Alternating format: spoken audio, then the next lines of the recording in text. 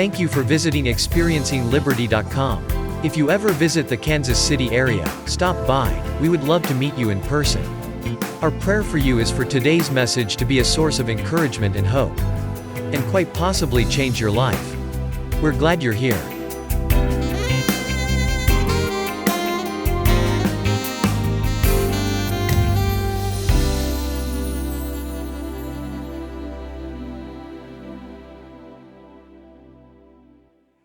You know, today in the world that we are living in, religion has, it's kind of become a matter of preference. It's a matter of opinions. It's a matter of, hey, this is what I think. And there are many people who believe that all religions basically are fundamentally the same. And if there are any differences, they are superficial. And a lot of folks think that the picture of life is kind of like a bicycle wheel. And there is that rim, and then, of course, the tire there. And that's the picture of us who are living in this life today. And then in the center, there is that hub, which is a picture of heaven. And so here are the people out on the rim trying to get to the hub, and there are all these spokes. And there are those who think that those spokes represent all of the different kinds of religions that are out there that lead to heaven. And there are those who would say, hey, look, all you have to do is be sincere. Find out what works good for you and works best for you. And then when it's all said and done, we're all going to go to heaven. Because you see, how in the world could a loving God ever send anybody to hell itself? So it's like, this is my opinion. This is what I think. This is my preference. And so we have all of these different opinions about how we're going to spend eternity. And if we live like a lot of people are living, and if we think like a lot of people are thinking, we are living in a way that is a huge and a costly mistake. And here's why. Whenever we believe in something, whenever we believe in anything as far as that goes, that belief is irresponsible, it is meaningless, it is worthless, it carries with it no value whatsoever, no matter what we believe, unless that belief is based on truth. We got to have the truth. What is the truth? Then we can build our belief on that truth. If we build it on our opinions, if we build it on our preferences, we're not building it on truth. And that in itself is dangerous and it is costly. Well, then there are those who say, okay, Bob, you know what's true for you may not be true for me. And what's true for me may not be true for you. Now look, does anybody here believe that? If you went to the bank and deposited a good sum of money, and then later on you went to that same bank and you wanted to withdraw some of it, and you gave the withdrawal slip to the teller, and the teller said, you know, I don't feel like you have that amount in this bank. And you say, but wait a minute, here's the bank statement. This is the truth. And the teller would say, no, your truth is not my truth. I don't think what you believe is truth, and vice versa. The last thing you and I need is a bank where the teller is going to tell us what they think we have in the bank account. We know what is truth. We have the statement right there. That's the truth, and that's what we're going to put our belief and our eternity upon that truth. It's a normal, natural thing. In most cases, everybody today that is here instinctively, whenever you do a transaction or whatever you do in this life, you are going to base all of that on the truth. You want people to be honest with you. The other day, I went to the chiropractor. I've been going to the chiropractor for years. The same chiropractor. Some of you go to him, Dr. Harding. Some of you, any of you go there? I know the Bowmans down here, they go. I met them there. All right. So I've been going there all this time. And so the other day I walked in and I said, you know, Doc, man, I got a problem right here in my hip, above my hip. Can you fix it for me? Well, he said, here's what you got to do. Go home, put some ice on it, and then stretch it. I said, all right. So I laid on his table, and he worked me over, and I felt pretty good when I left. And when I went home, I put a little ice on it. And then Thursday, I went back to see Dr. Harding. And he looks at me, and he says, Preacher, you're walking a little funny. I said, well, I've been putting ice on it. And he said, have you been stretching? And my answer was, blah, blah, blah, blah, blah, blah, blah. I said, well, Doc, I've been do it like that. He said, don't lie. Don't lie. I said, Doc, how could I lie? I'm a preacher, for one thing. And this is Holy Week for the other thing. But he knew that if he was going to be able to help me, he needed the truth. If I was not going to give him the truth, he couldn't help me. I couldn't help myself if I was going to do my preferences. Well, Doc, you don't know what you're talking about. I got a pain in here. I know what to do better, probably better than you do. No, that's a preference, and that's an opinion. And most every transaction and dealings that we have in this life, we want to base it on truth. If you go out and buy a car, you want that salesman to be truthful with you. You want. Whether it happens or not, it's another thing, but you want the truth. When you buy something at the grocery store, you want the truth. We all want the truth. And that's what we build our lives upon. But isn't it strange and isn't it odd how that when it comes to eternity, when it comes to that which goes on after this life, we will base all of that upon our preferences. What do I think? What does somebody else think? Here's my opinion. Well, let me show you something here. If we could have that slide on the wall, that dot represents our life. Now, Chubb down here is 95, 96 years of age, I think. His wife is in her 90s. Nancy over here and Mike, they're over 100 now. Some of us are getting up there, but what is the average lifespan? About 70, 80, 90 years. Some of us are living on borrowed time, I guess. But that little dot up there represents our life, whatever it is, 70, 80, 90 years.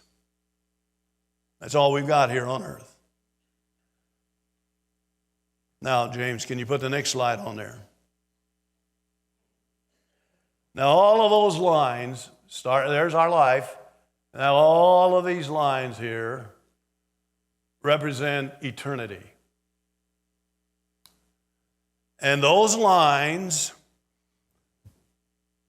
are all that fit on that slide. But that line could go on to the end of our property.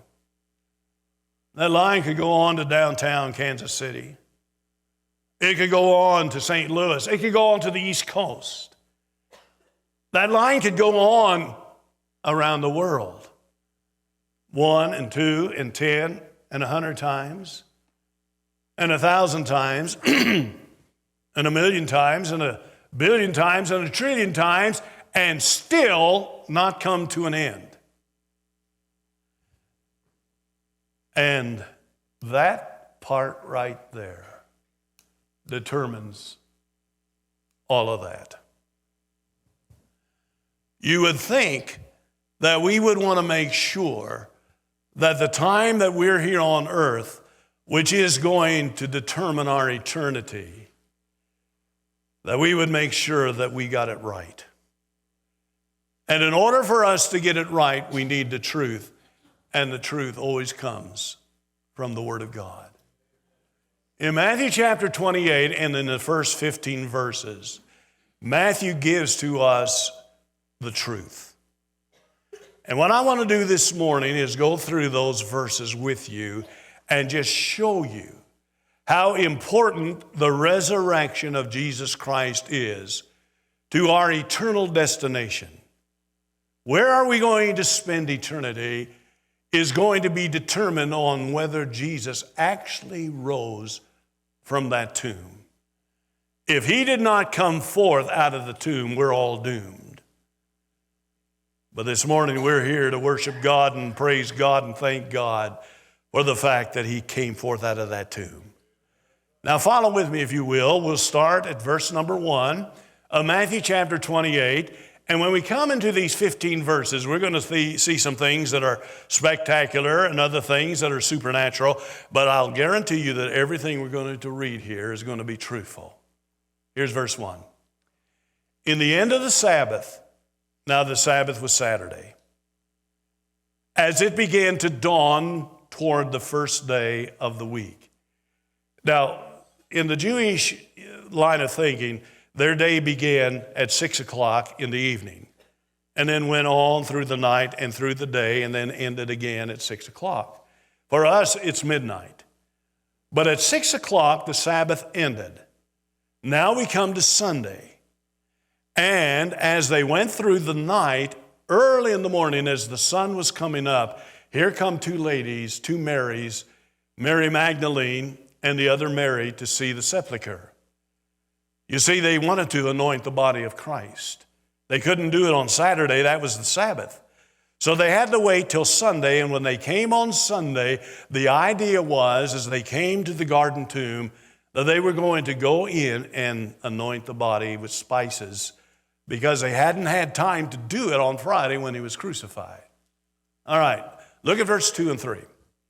And behold, there was a great earthquake, for the angel of the Lord descended from heaven and came and rolled back the stone from the door and sat upon it. Now this earthquake happened. The angel comes. The angel must have had supernatural strength because he rolls that stone away from the opening of that tomb. The tomb was a chiseled out place inside a humongous rock. Some of us have been there. And it's amazing how they did that back in those days. But that height of that door probably was 6 or 7 feet, and it no doubt was 3.5, maybe even 4 feet wide. And there was a stone large enough to cover that entire opening. It must have taken several men to put it there. It takes one angel of the Lord to remove it. Now it goes on and says that the angel sat on top of that stone, and in verse 3, his countenance was like lightning, and his remnant white as snow. I mean, this is a phenomenal sight. The appearance of this angel, he's coming, his remnant is white as snow, and when he comes, there is lightning, and there is an earthquake. And when the soldiers that are guarding that garden tomb see all of this, they are so shocked that they fall down, the Bible says, as they appeared to be dead. Look at verse 4. And for fear of him, the keepers did shake and became as dead men. They just kind of like fainted. I mean, if you would have saw something like this happening, it would have shaken you and me to the point where we too may have fainted. Now, look at verse 5. Now we're getting to something very interesting. And the angel answered and said unto the women, because the women now are coming. All of this is happening, and the angel now is seeing what is telling these women, and the women are seeing what is going on. The angel says, fear not ye. In other words, don't be scared like these soldiers. Don't let that happen to you. He says, for I know that ye seek Jesus, which was crucified. Now understand that crucifixion identifies who is buried in the tomb. This is Jesus who was crucified. Now, verse 6 is phenomenal. Look at three things here the angel says. Number one, he is not here. Number two, for he is risen. And number three, as he said. The angel looked at these two ladies and said, he's not here. He is risen. As he said. He's not here. He's risen. As he said. That little phrase, as he said, tagged on to the phrase, he is risen and he is not here, signifies the fact that for 3.5 years, Jesus was talking about the fact that one day he would be taken to a cross, he would be crucified for the sins of man. He would then be taken and put into a tomb, and on the third day he would come forth out of that tomb. Now it happened. The angel now looks at those two ladies and says, he is not here, he is risen, as he said. Everything he said in this book will come to pass. Every promise, every line, everything that's in that book is truthful. It will come to pass. He is not here. He is risen, as he said. And then the angel goes on and says this, come, see the place where the Lord lay. In other words, you still don't believe me? Look inside this tomb. If you've ever been there, you know there are two stone beds in that tomb. One is not finished, the other is. Jesus, no doubt, was on the one that was finished. It had a pillow on it and everything. And the angel said, look, this is where he laid. He's not there. Now read on with me in verse 7. And go quickly and tell his disciples. Now this is the second time the angel says he is risen. But this time, he says he is risen from the dead. That is a critical statement. Next week, we'll be talking about some of the theories that people have come up with to try and prove that Jesus did not come forth out of that tomb. One of them is he didn't die. And the angel says he is risen from the dead. He was crucified. He was buried. He is not here. He is risen from the dead. And behold, he goeth forth before you into Galilee. And look at this. And there ye see him. Oh, here's an empty tomb, but now we need a resurrected body. And when he goes to that mountain there in Galilee, there were about 500 people that saw the resurrected Christ. And the angel says, lo, I have told you. Verse 8, and they departed quickly from the sepulchre with fear and great joy. They had mixed feelings now. I mean, Jesus is gone, and yet they're thrilled to death that he is arisen. And they did run to bring his disciples word. And I kind of like that last phrase. They knew Jesus had risen. The angel had told them. They saw the empty tomb. He was not there. He is risen. Now they're running to spread the word. Is there any application to us on that? Isn't it such that you and I, who know about the risen Savior, ought to be running to tell others about him? So the ultimate question is, did he come forth out of that tomb? And here are two unsuspectingly eyewitnesses that say yes. Now look at verse 9. And as they went to tell his disciples, behold, Jesus met them, saying, all hail. And they came and held him by the feet and worshiped him, and said Jesus unto them, be not afraid, go tell my brethren that they go into Galilee, and there shall they see me. Proof of his resurrection. And this is what these disciples did.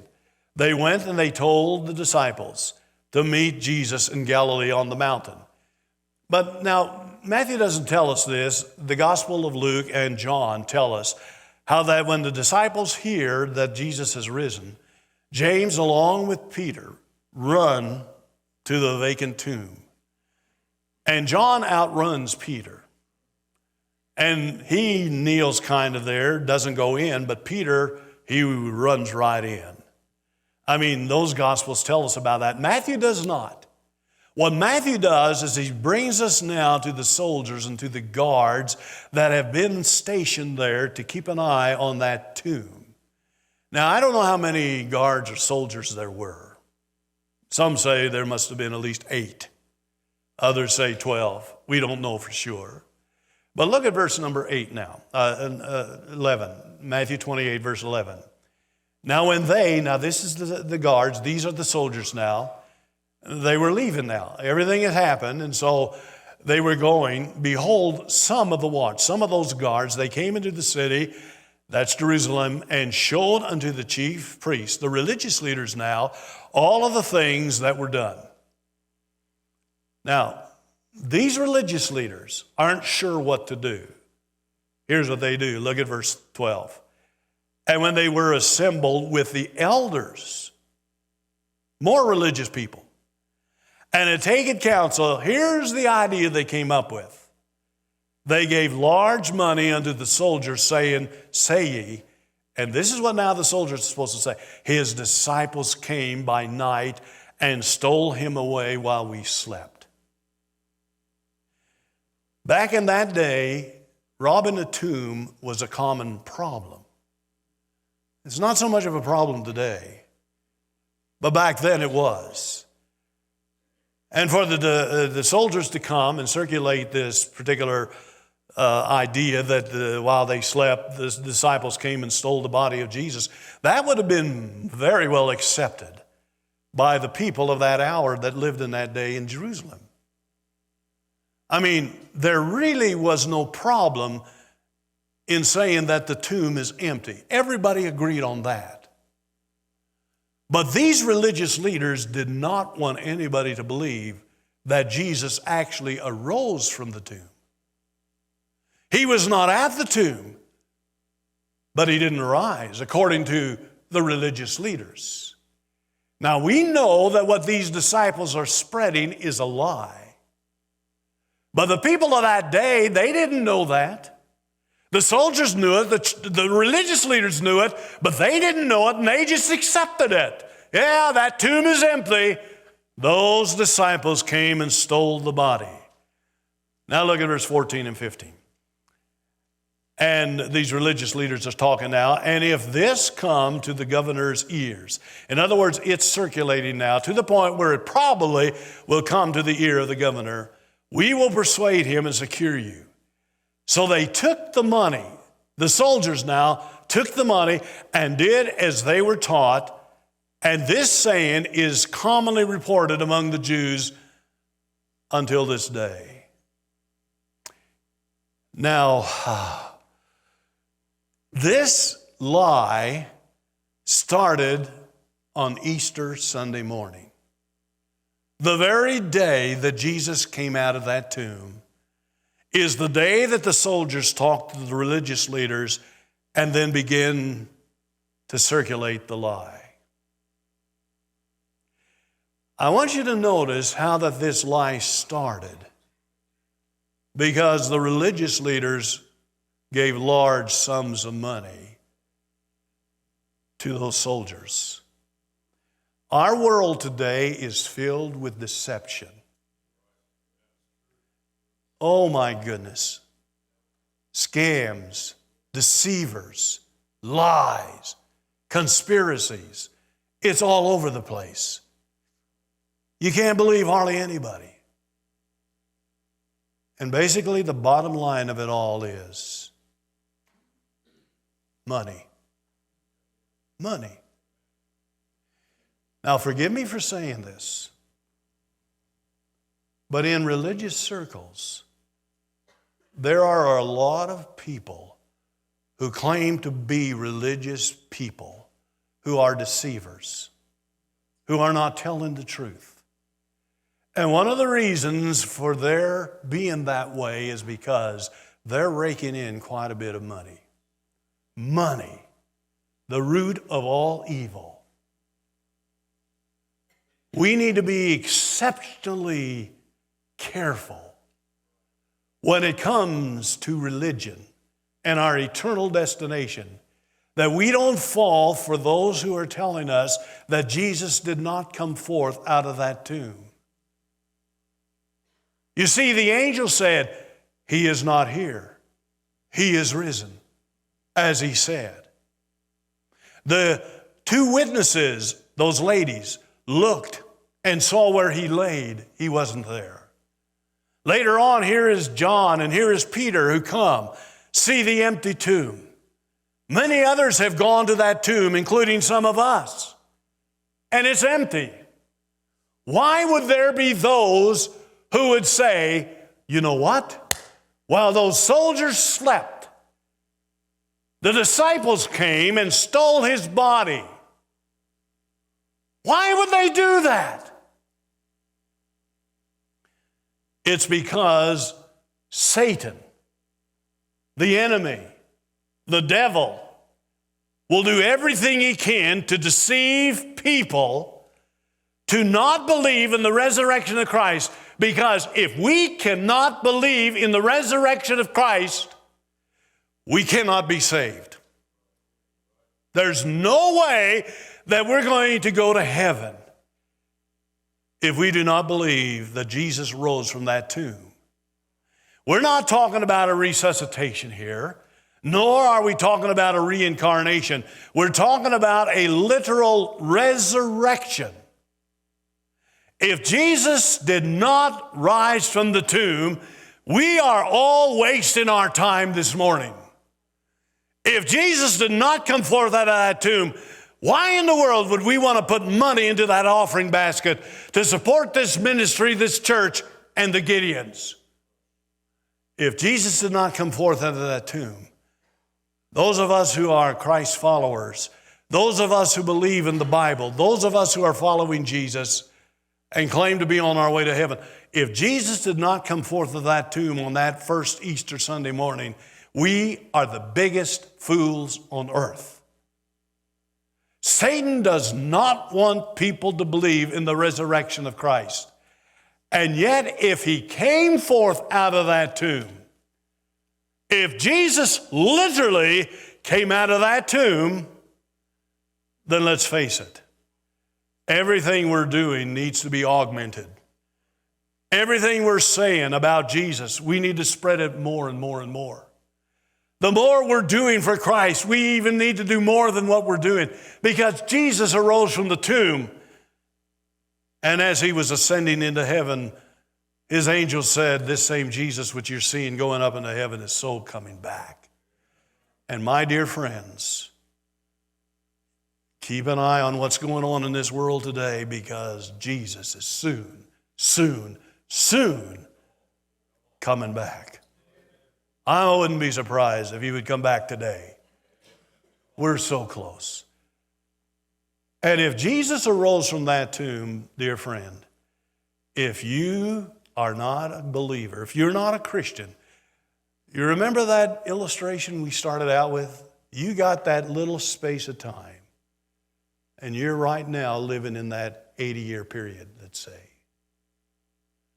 All of eternity is out there. It never ends. Why would you not believe the truth? The truth that is found in this book. Look at this verse in Romans 10 and verse 9. That if thou shalt confess with thy mouth the Lord Jesus. All right, that's one thing. And shall believe in thine heart. Now that's down here. We're talking about something else now. That God hath raised him from the dead. Thou shalt be saved. If a person cannot believe that Jesus arose from the tomb, they cannot be saved. If they cannot believe that Jesus, who is God, who is dead, could pick himself up and give himself life and come forth out of that tomb, These are the same people who cannot believe that Jesus could come to you who are dead in trespasses and sin, all of us are, and give to us eternal life. Him giving himself life in that tomb is like him giving to us life, eternal life, for an eternity in heaven.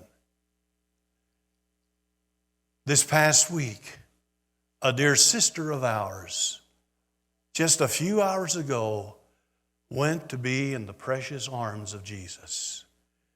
And there she and her husband Ron are praising God. Because when she was a young lady, she said, I'm going to trust Christ as my Savior. Have you ever done that? Have you ever put Jesus into your heart? If you have not done it, I'm going to lead you in a prayer. And if you'll pray this prayer from your heart now, believing that Jesus rose from the tomb, the Bible says, thou shalt be saved. Would you bow your heads? If you're not a believer, if you're not a follower of Christ, if you're not sure that you're going to heaven, pray this prayer with me. You can just say it silently in your heart. Say something like this: Dear Lord, I'm a sinner, and I am sorry for my sin. And I want you to save me and change my life and take me to heaven when I die. Thank you, Lord, for saving my soul. And dear Lord, I pray now that those that have prayed that prayer, that something will come over them, and throughout this day they will feel the fact of assurance that when they pass from this life to the next, that they'll be with Jesus, their Savior, for all of eternity. How grateful we are this morning that you rose from the tomb, and we can sing resurrection power. Fill me this hour. Oh, dear God, take this message. Let it sink deep into our hearts as we leave this place. We ask it in your name.